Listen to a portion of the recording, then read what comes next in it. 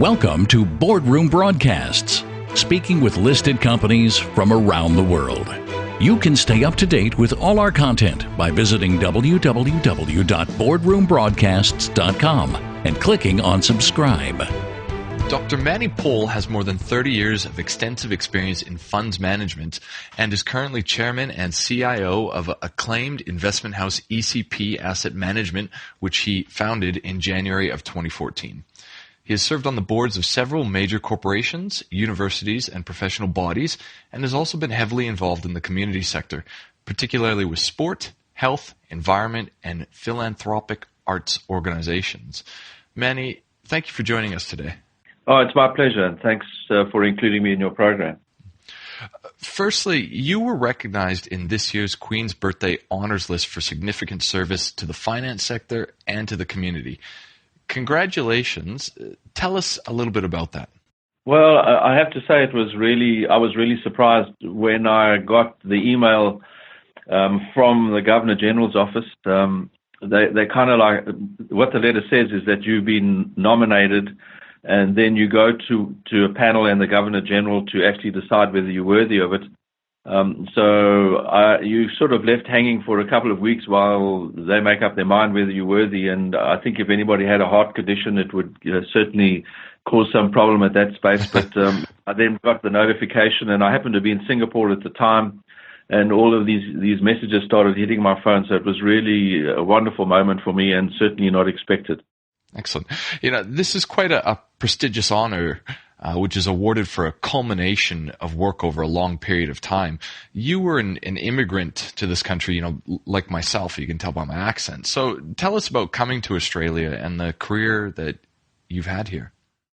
I arrived 25 years ago, and I'm not sure when you arrived, but I think probably not quite 25 years ago.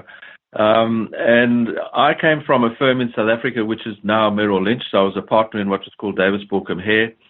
I arrived here and joined Wilson HTM because the chairman at the time, Stephen Wilson, had spent some time in London working at a firm called Cazenove.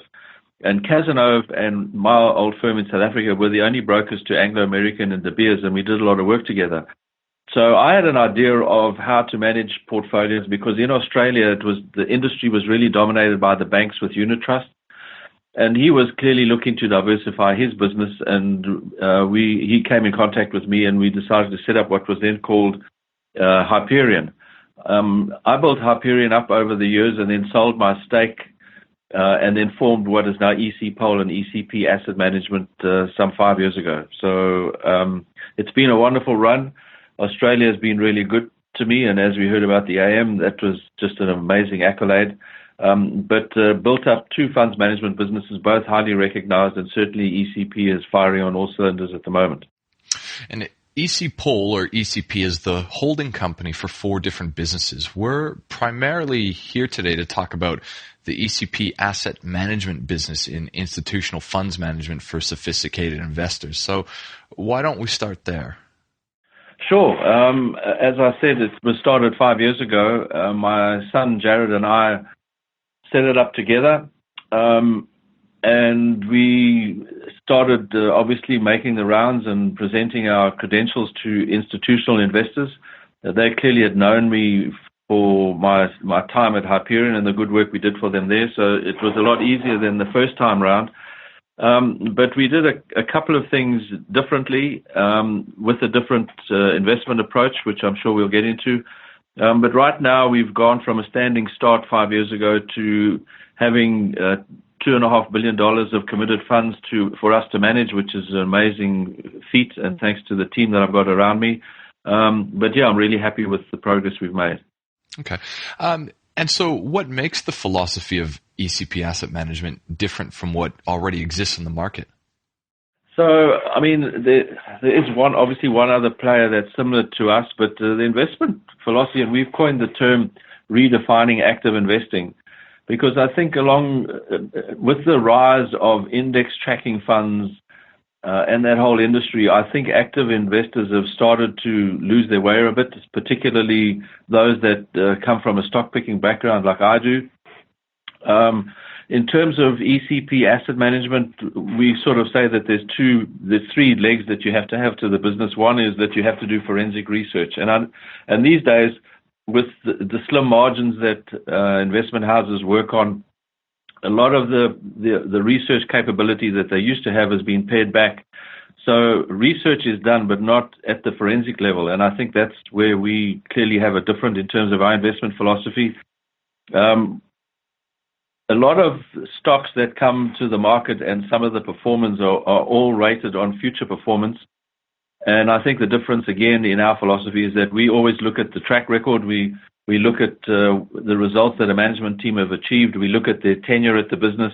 And if we like the business model, then we start to look at the potential. So we consider both the potential and the performance over the past 3 to 5 years.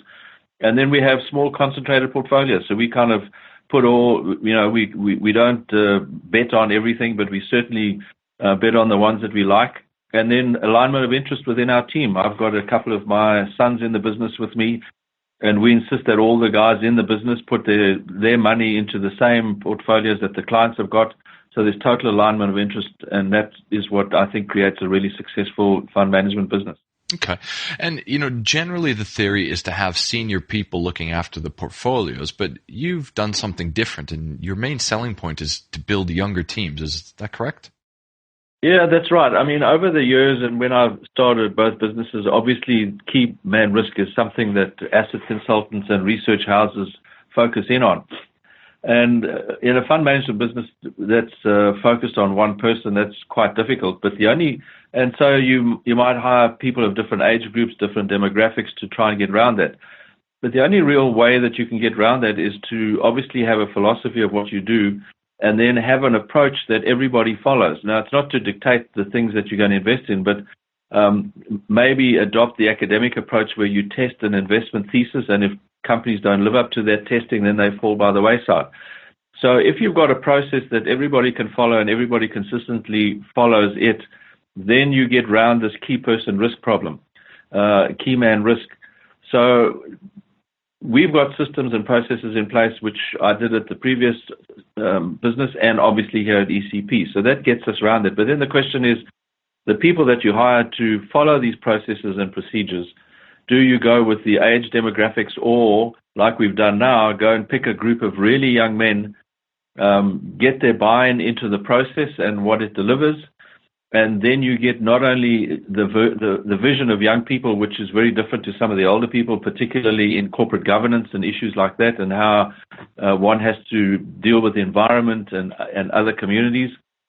So you get these young people in who not only have that as the starting point, but also have agile minds and understand the modern technology and understand what's going on, as opposed to older people who more sit in their ways. So I've taken a group of young guys, put them within the framework that we run, and allowed them to follow the process, and the results speak for themselves. So yeah, it's a very different approach where I think we've got a young team who are going to be around for 20, 25, 30 years working together.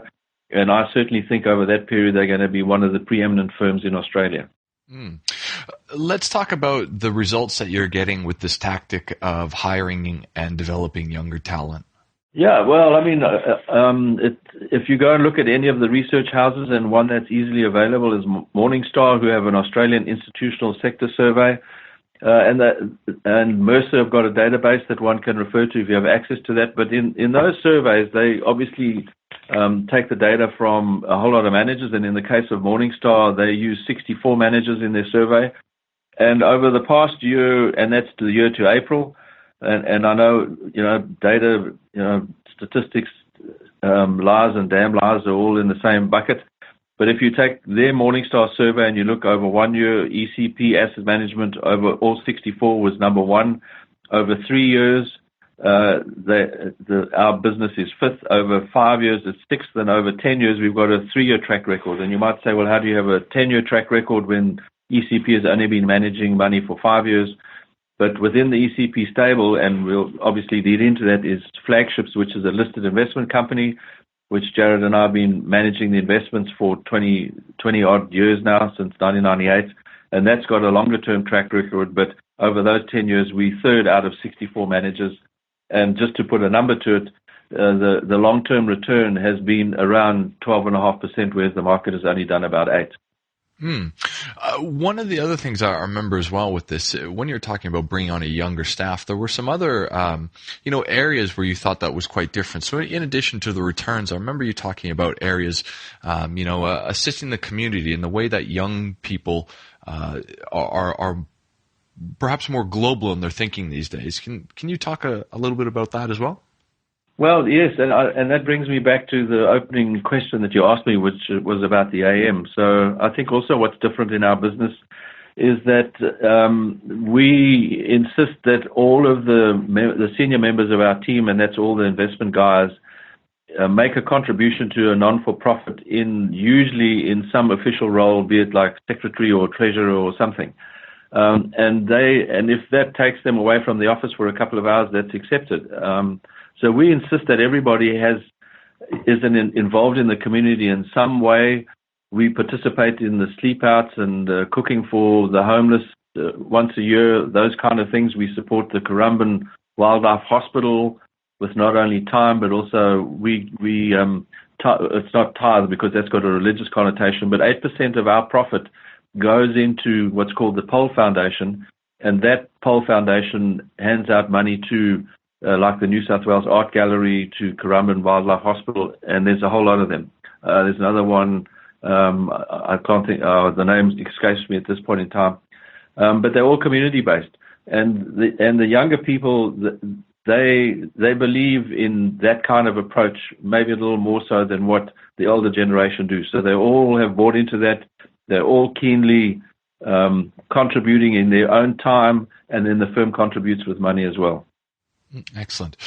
Now, ECP Asset Management is unlisted, but you have 3 other companies which are listed on the ASX, allowing retail investors to access the business and your investment philosophy. Do you want to run us through those? Yeah, so as I mentioned a few minutes ago, Flagship Investments is one. There's 3, as you said: Flagship Investment, Barrack St, and Global Masters. Flagship Investments actually just represents a standard portfolio for us in the institutional space, and that's where retail investors can obviously get access to our management style and our results, and that's got a 50 million market cap, and there's a lot of global people, international people that invest in that. Barrack St is like a subset or a subcomponent. So Flagship's, its mandate is to invest across the board in Australian equities. Barrack St focuses on only investments that are outside the 50. So it's what we would call an X50 product. So that means things like BHP, Rio, Woodside Petroleum, News Corp are not eligible to be in that portfolio. So it's focused on small to mid-cap stocks on the stock exchange. Global Masters was set up in the days when to get into Warren Buffett's company, Berkshire Hathaway, was a hugely expensive exercise because a share cost sort of hundreds of thousands of dollars, and the average person couldn't do that. So we set up a company which allowed people for $1 to get an exposure to Berkshire Hathaway. I mean, since then, they've obviously issued the B shares, and it's a lot easier, but it's been around for a while, and essentially its major investment is in Berkshire Hathaway, and that's still going, and it gives our family office and friends the ability to get access to who's one of the smartest investors on the planet. Excellent. Okay. Look, we're starting to wind down. What are your goals for your companies when you think about the future? Oh, look, I think clearly we want to be recognized as one of the preeminent firms in Australia, but that goes not only to investment performance, but also the ethics of the business and how we conduct ourselves. And I've always said that fund managers, they have nothing to offer people other than their reputation, and their reputation would cover both of those things. So we would want to be seen as a firm that's very involved in the community, put something back into the community, and when they invest your money, you know that it's going to be invested in a way that I've always referred to, and you'll see it if you go to our website, where I say that it's better to sleep well than to eat well. Now, that doesn't mean to say that we don't want to perform and generate wealth for our clients, but it does mean that we're very particular about businesses and investments, and also about what we do in the community to ensure that it actually rings the right bells. Excellent. And before we finish today, is there anything else that you'd like to mention to our listeners and eventually our readers out of this? Well, other than if you find the broadcast interesting and you think that we're an interesting firm, feel free to go to our website and you can contact us through the website, www.ecpam.com. And we'd love to talk to you. And if you have got a few dollars, speak to your broker and buy our listed investment companies, Flagships or Barrack St or Global Masters. Manny, thanks for your time today. Oh, it's been a pleasure, and thanks for your time and for your effort into this program.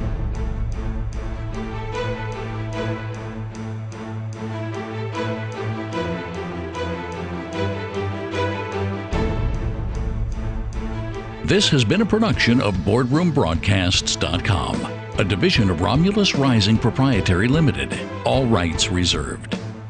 You can stay up to date with all our content by visiting www.boardroombroadcasts.com and clicking on subscribe.